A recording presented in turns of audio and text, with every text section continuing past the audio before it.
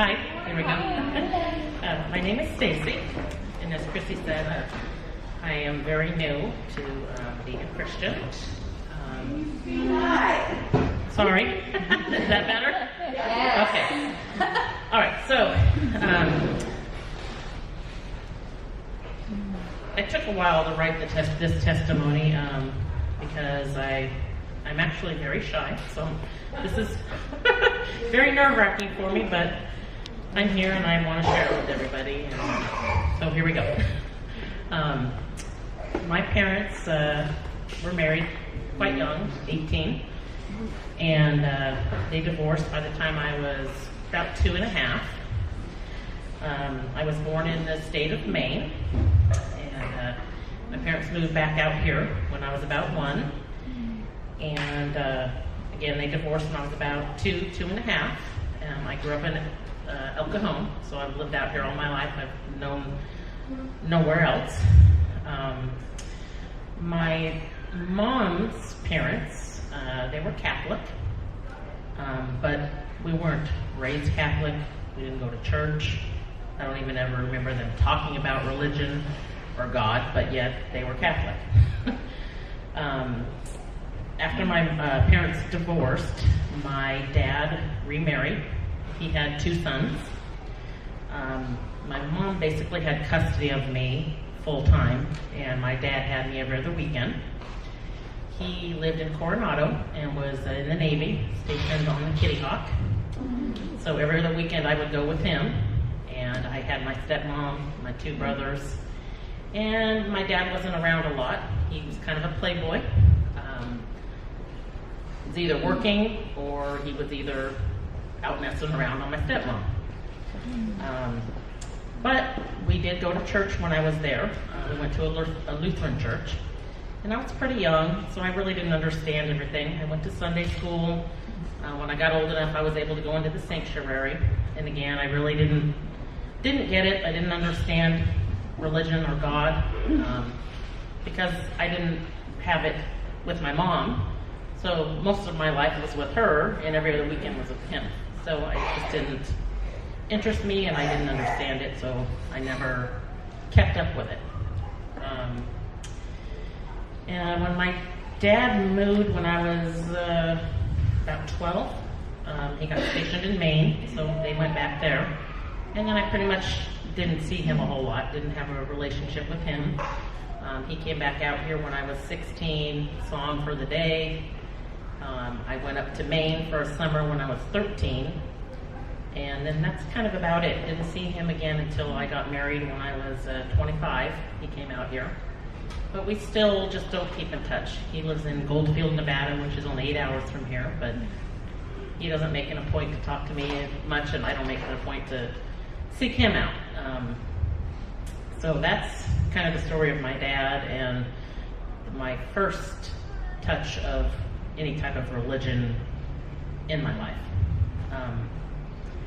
Then with my mom, life was pretty good with her from about 5-year-old till about 10. We were pretty poor. We grew up in a low-income apartment complex over in El Cajon. Wonderful complex, made really good friends while I was there.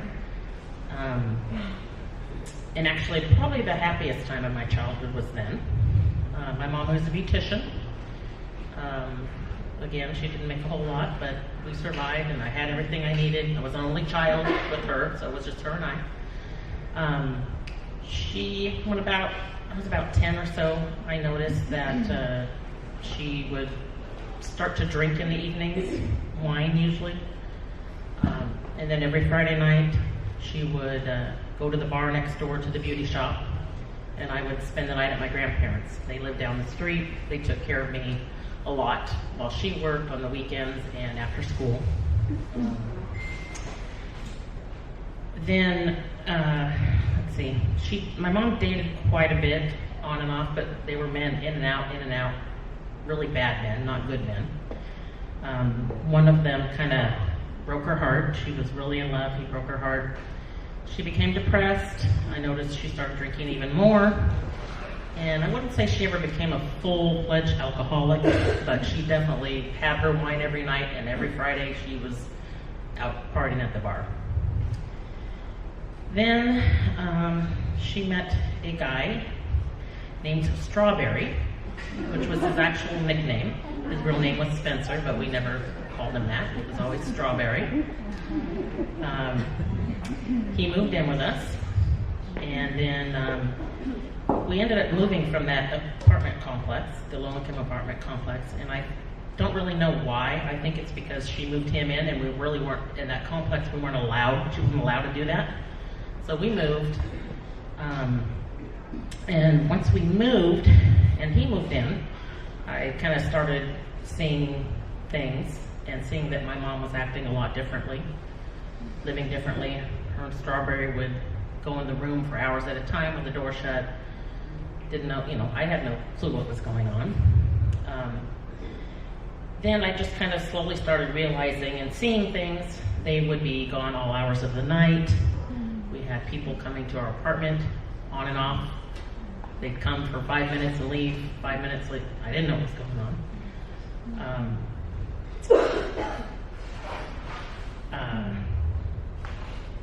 So all that was going on, men in and out, people in and out of our apartment, me not realizing really what was happening. I just know that things were different. Strawberry was awesome, actually, even though he was not a good guy. He was good to me. He took care of us. He took care of my mom. He cleaned the house. He did the dishes. He did the laundry. He was kind of like a father figure to me in a way. But we again moved to a house this time, which I believe we may have been on Section 8, because I don't know how we could afford it. And at that point, I became aware that my mom and Strawberry were doing drugs. And Strawberry moved some lady into our home. Actually, my mom and Strawberry moved her in. For a couple of weeks, my mom told me she was a friend of theirs. She had got beaten up, needed a place to stay for a couple of weeks. And she was pretty ragged, I have to say. And she obviously, I could tell by looking at her, was on drugs. Then I came to find that Strawberry was her pimp. She was a prostitute, and that's why she had got beaten up and had to come stay at our house for 2 weeks.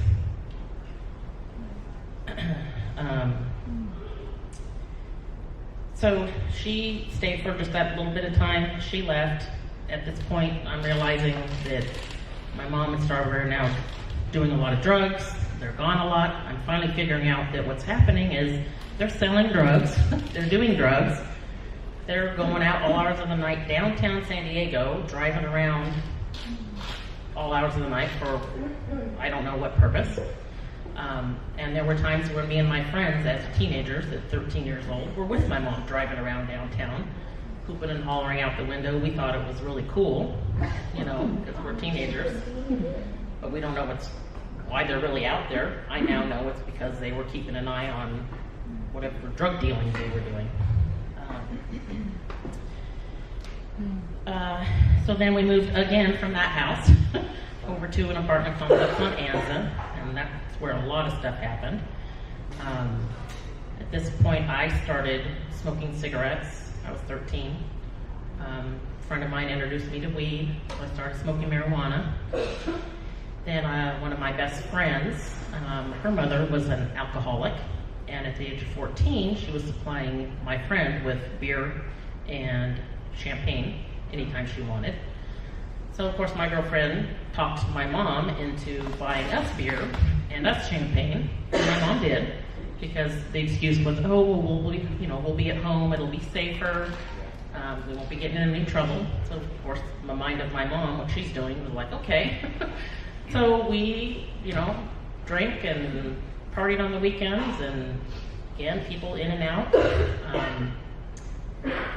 I always had friends that were a little bit older than myself, and I had a girlfriend that she somehow got phone numbers to the naval barracks down in Balboa, and we would call the naval barracks and start talking to guys down there, and then we would meet them, and my mom would actually drive us there to meet these men, and young men, 19, 20, but still were underage.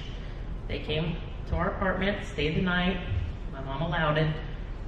Of course, there was sex and drugs and partying going on those weekends, and most of the time, her and Strawberry were gone, so it was a free-for-all. Then when I was 14, I started kind of seeing one of Strawberry's friends. Lost my virginity to him. He was 21, I was 14. We weren't exclusive. It was just a sex thing, me looking for, I think, love with guys. And the same with the Navy guys. They were nothing serious. They were just partying and having a good time. By the time I was 18, I had 2 abortions because of the sleeping around.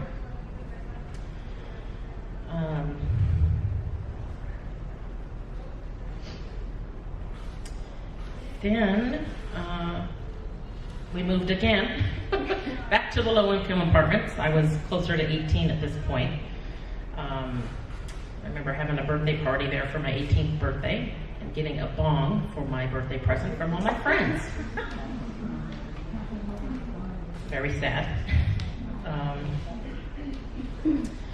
And then while we lived at this place, my mom they were selling pills. I guess pills were the big thing. And I would sit at the kitchen table and I would bag and count pills, and I would weigh marijuana and bag it up for them. But the funny part through all of this is that I never felt neglected by my mom. I felt loved. I was taken care of. I had a roof over my head. I had anything I wanted. We ate good. We still went on vacations. It's so weird for me to think back and how not normal it was, but yet at the time I was going through it, it was very normal for me. I didn't know anything better, you know. So I still felt loved. I felt loved even by Strawberry, who was this guy that I felt really ruined my mom's life. Then, a little shortly after my 18th birthday, my grandfather committed suicide. Shot himself in the head.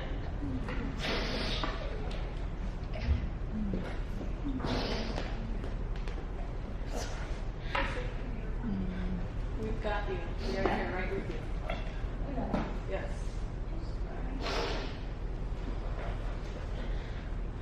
So of course this caused my mom to be even worse. Once again, we moved from that complex in with my grandparents, my grandma, to take care of her. And then she died 6 months later. But the whole time we were there with her, my mom was still doing drugs and out doing her stuff. It was just more hidden from Grandma. There wasn't people coming and going like there were before. And just at this point, I realized that I just didn't want anything to do with it anymore. I was tired of it. I was tired of all the lies, the secrets that she kept. Because we were really close, my mom and I. Because it was just her and I. So one day she called, said she was in jail, that she needed $500 to get bailed out of jail. So my uncle and I drove this money to a hotel over on Elkhorn Boulevard to give to Strawberry. And when he opened the door to get the money from my uncle, I saw my mom sitting on the bed. So I, of course, realized it was a lie.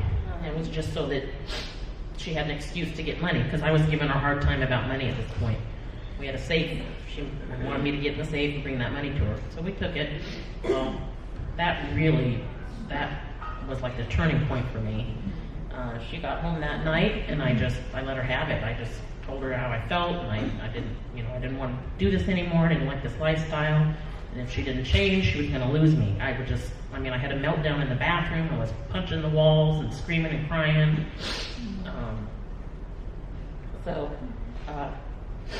Then when my grandma died, that really hit her hard. And I started to just kind of move away. I just wasn't home very much and just was distancing myself from her. And she slowly started to get better. She was getting rid of the bad men that were in her life.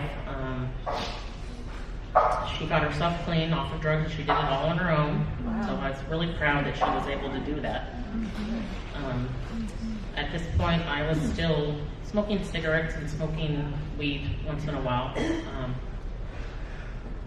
Then I was trying to figure out what I was going to do with my life, and one of my girlfriends had taken a ROP course to become a bank teller. I thought, well, I could do that, because I wasn't very good in high school. I graduated, but my grades weren't good. I didn't go to college. So I thought, well, I'll take this teller class and see what comes of it. So I took the teller class. I did really well. Applied to all the banks. Got my first real job at Bank of America when I was 20 as a teller. Ended up staying with them for about 10 years. Met my now husband back when I was 21 at a bar. Asked him to dance, which is something I would never normally do, but I was drunk. So met him. We ended up getting married. We've been married 23 years now.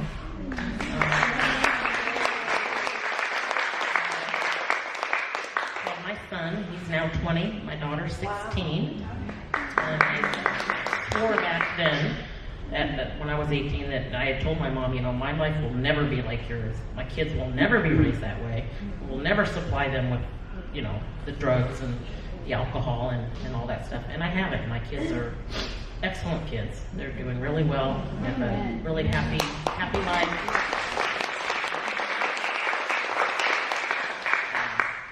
And my mom was clean for a long time. She ended up having a gastric bypass surgery, which did well for her for quite a few years. She babysat my children as I worked part-time and had a good relationship.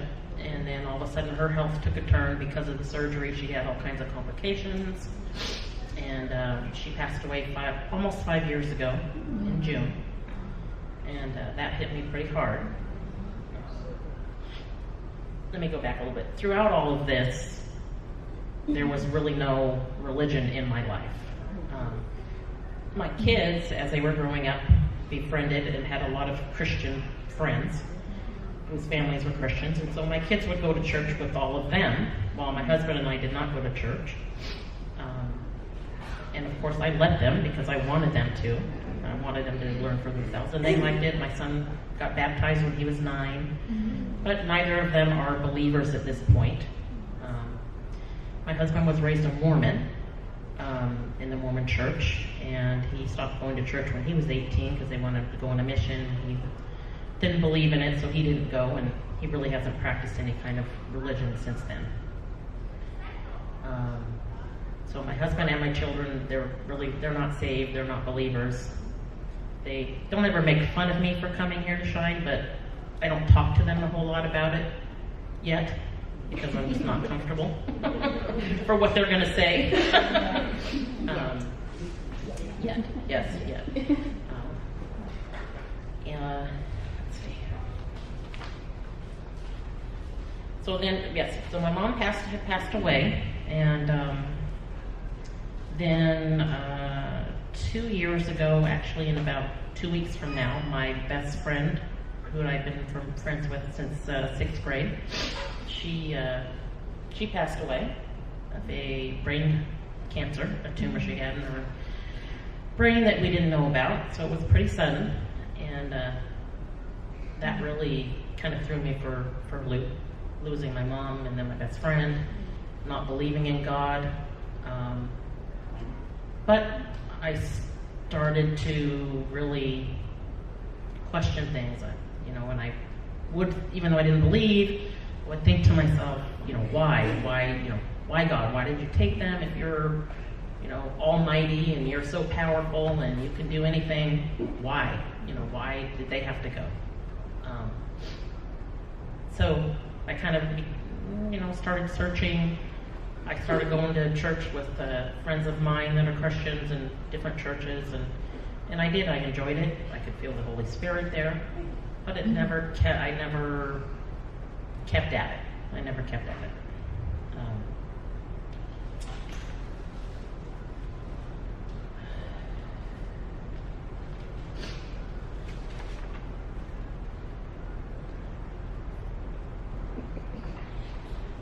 So then, last year and a half ago, my son was getting ready to go to college, I became really sick. The doctors and I were trying to figure out what was going on with my health. It took about a year for them to figure things out. They thought I might have Cushing syndrome, so I was being tested for that. Turns out it wasn't that. I researched my records, found that my calcium was very high, took that to my endocrinologist. We ran some more tests, and then they found a tumor on my adrenal gland, my right adrenal gland. It's not doing anything, so we're just keeping an eye on that for now. But the high calcium pointed to a parathyroid issue. I had some more scans done. They found a tumor on one of my parathyroids. I had surgery for that last year, January 6th. Took that out. I'm much better because of that. And then Gretchen, my neighbor and friend. At this point, I was searching. I was looking in the Bible. I was reading things online, still questioning: is there a God? I really wanted to believe. I just couldn't get past all the things that happen in the world and wondering why, if He's so good and mighty, that all this would happen. Gretchen texted me one day, and she had come to the first Shine, their first meeting, and she said, "Hey, I'm going to this, Shine thing, Bible study. I don't know if it's your thing, but if you're interested, why don't you come?"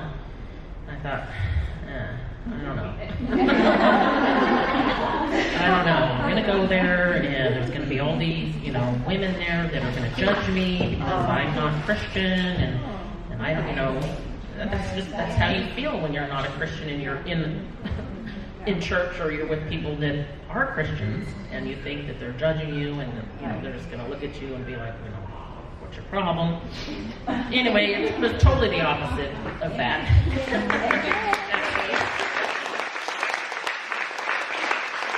I sat there and I wondered, and I thought about it, and just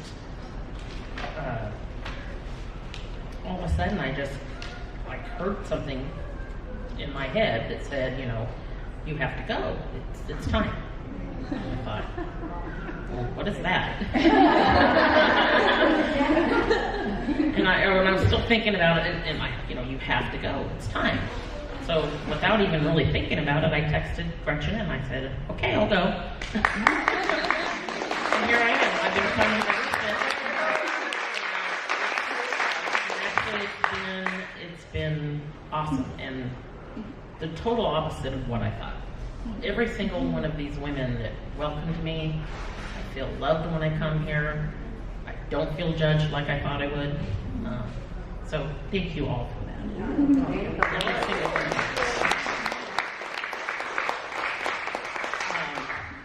Then Christy told us about I don't know if it was a convention. Is that what it was called? The Propel. It's called Propel Activate, an event down at the Rock Church in Point Loma. Signed up for that and went with a group of women from here, and that was on October 21st, 2017. Boy, I'd never been to anything like that, and it was amazing. It was amazing. It really, it touched me. I could feel the Holy Spirit there, just in me, surrounding me. It was one of the best experiences of my life, actually. And Christine Kane was the speaker there. I'd never heard of her. Loved her. She was awesome. And she invited us to come up and to be saved. And I didn't hesitate. She called us up, and I walked up there, and I did it, bawling my head off while I was doing it. But I did it, I surrendered my heart finally, and I believe, and I feel just this peace in me that I've never felt, and this joy that I've never felt. And I'm much more calm at home with my children. I have more patience. And, I'm still feel like I'm a work in progress. I'm still learning. I still have questions. It's just learning to ask those questions, and that's what breaking off in our groups here, it's really helping me with. It's helping me to open up and to be able to speak. And I never thought I had a story, you know. And you start writing all this down and you go, oh my gosh, I do have a story, you know, I do. Other people have had it a lot worse than I have. My story matters. I realize that now. That's it. That's where I am right now.